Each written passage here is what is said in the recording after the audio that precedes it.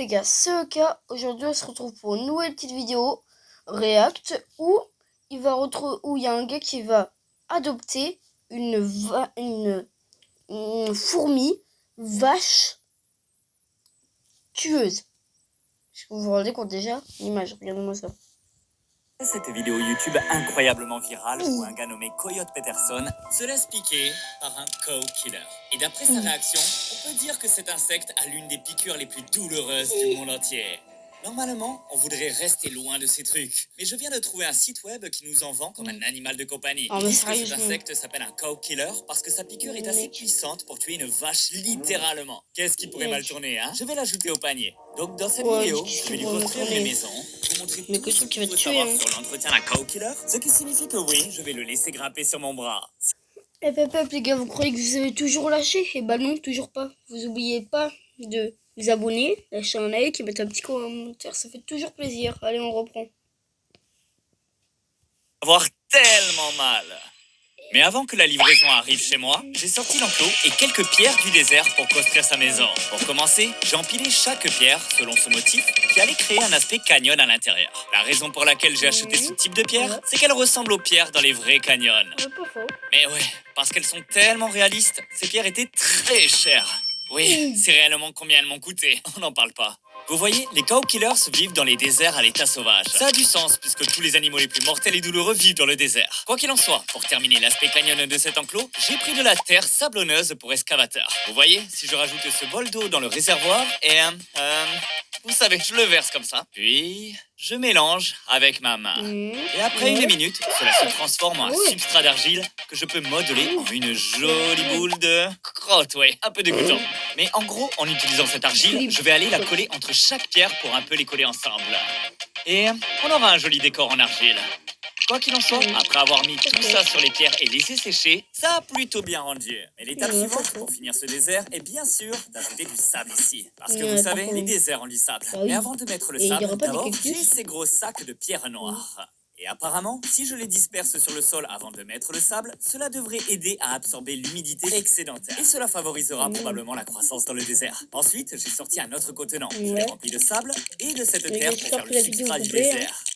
En fait, la raison pour laquelle j'utilise ce substrat, c'est que lorsque je vais mettre les plantes et les cactus à l'intérieur, cette terre va leur fournir beaucoup de nutriments pour qu'ils puissent pousser bien droit et nous obtenir un désert bien complet ici. Donc, j'ai versé ça sur tout le carbone et poussé contre les pierres pour faire le sol du désert. Et comme vous pouvez le voir, ça ne ressemble pas vraiment à un désert à cause de la quantité de terre que j'ai ajoutée dans ce substrat. J'ai versé donc une couche fine de sable pour que ça ressemble de nouveau à un désert. Bon, ça commence déjà à ressembler à un enclos pour cow killer. Mais pour le rendre encore meilleur, il est temps d'ajouter des plantes et des décorations.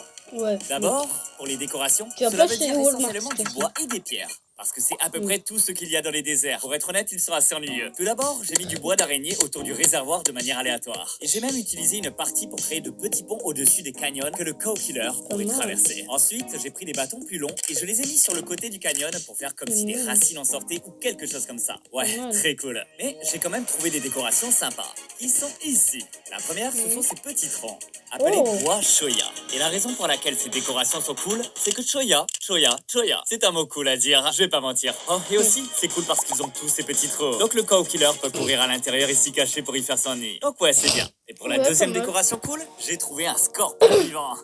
Non, je rigole, ce n'est pas un scorpion vivant. Oh, c'est un scorpion en plastique. Mais, vous savez, c'est un désert. Donc, je pense qu'il ira bien ici. Ouais, je vais juste le mettre dans ce coin vide-là. Regardez ça. Maintenant pour les plantes. Et comme vous le savez, peu de choses peuvent vivre dans le désert, car c'est trop sec. Donc nos seules options sont les succulentes et les cactus, qui bien sûr peuvent absorber beaucoup d'eau. Mais je n'ai aucune de ces plantes, donc je dois aller au magasin. Allons-y. Ok, donc comme vous pouvez le voir, je suis chez Home Depot. Et la raison pour laquelle je suis ici, c'est parce que j'ai vu un commentaire d'un de vous disant que vous avez acheté 820 plantes pour 30 $. Et ça semble être une super affaire. Ça doit être une faute de frappe ou... Mais allons voir juste si Home Depot propose de bonnes affaires. Donc, je suis allé à la section jardin en m'attendant à trouver une tonne de plantes. Mais quand je suis arrivé là, il n'y avait littéralement rien. Mec, il n'y a aucune plante en vue. Qu'est-ce que c'est ? Mais apparemment, comme c'était Ah, c'est l'hiver, chaud, là. ils ont déplacé la plupart des... fini par trouver cette petite collection de plantes. Wow, regardez Ah toutes ces ouais. succulentes. C'est exactement ce qu'il me faut. D'accord, laissez-moi en choisir quelques-unes. Et bien sûr, prenons quelques cactus, comme ici, ou des cactés. Je ne sais pas trop le dire au pluriel. Donc, j'ai sélectionné un bon choix. Et bien que je n'ai pas eu une aussi bonne affaire que dans ce commentaire, ça m'a quand même coûté genre 20$ pour toutes ces plantes. Ce qui est plutôt bien. Quoi qu'il en soit, pour planter ces plantes du désert, j'ai secoué toute la terre excédentaire et planté juste des racines dans le sable. En rien de temps, c'était fait. Et la dernière étape pour finir la maison du cow-killer, ce sont les insectes. Et j'ai deux espèces d'insectes que je veux mettre ici. D'abord, vous savez déjà, j'ai des colamboles. Ces petites choses blanches et effrayantes. Et ouais, il y en a comme 1000 ici. Toutes ces petites choses blanches qui bougent. Voici les colamboles. Ils sont super importants ici.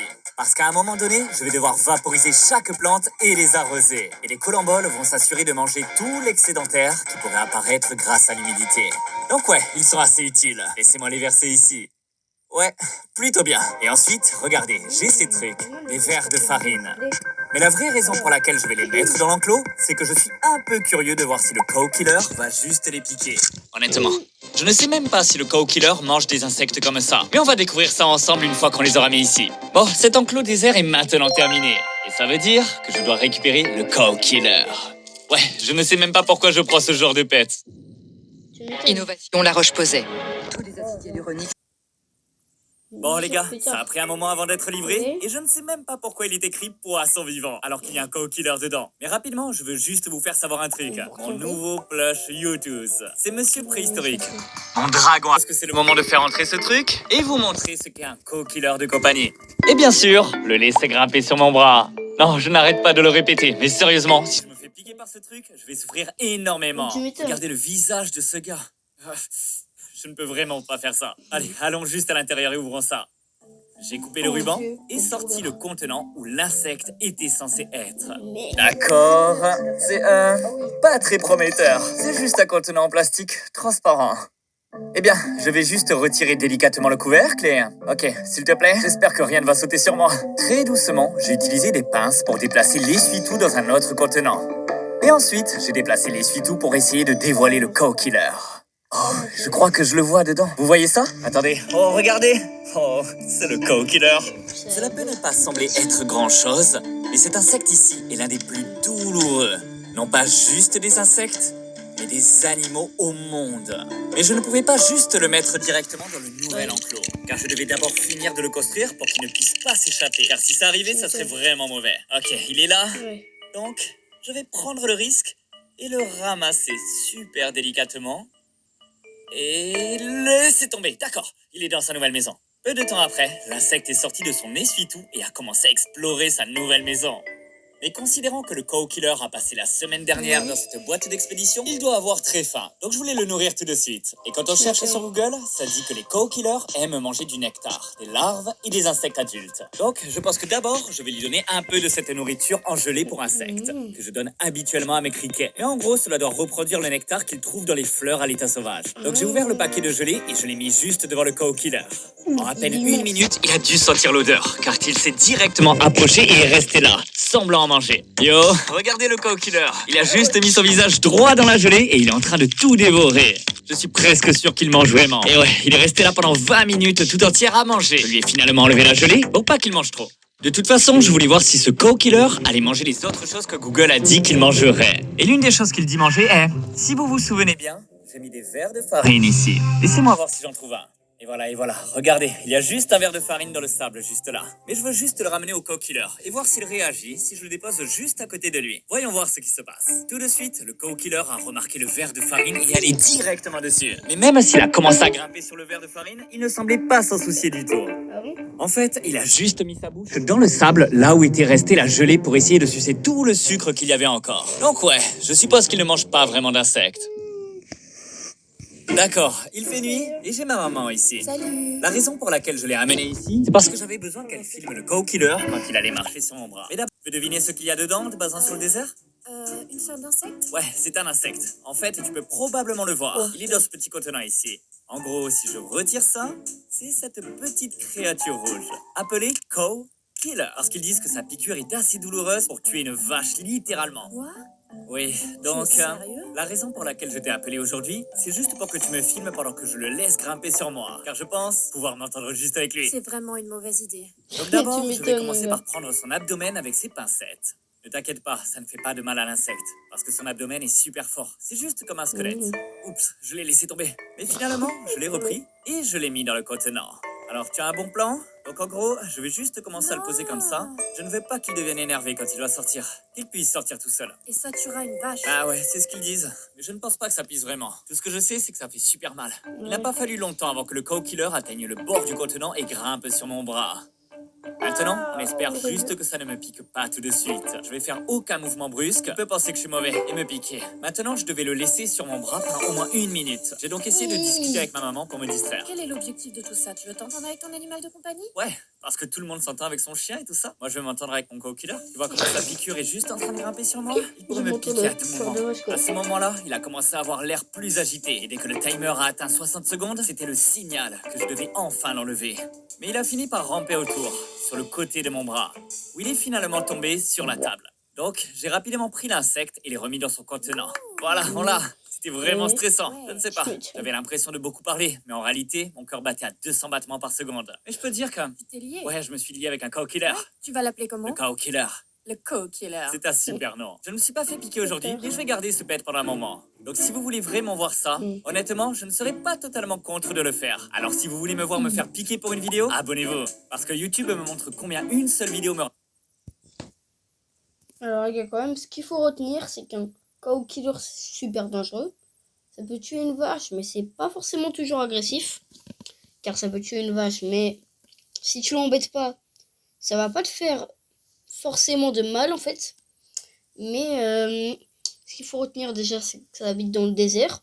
Parce que tous les trucs qui sont... toutes les bestioles qui sont dangereuses habitent dans le désert.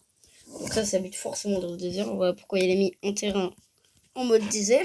Et en fait, tout simplement, c'est incroyable de pouvoir avoir cow killer chez toi, mais c'est aussi débile. Complètement débile, car il s'échappe. Mais non, il vient la nuit, il croit que tu fais des gestes brusques sans faire exprès. Le truc, il te pique, mais ça te réveille en criant, mais un point. T'as un mal, mais un point. Et vraiment, on va être super douloureux. Mais sinon, c'est la fin de cette vidéo. Ciao, ciao!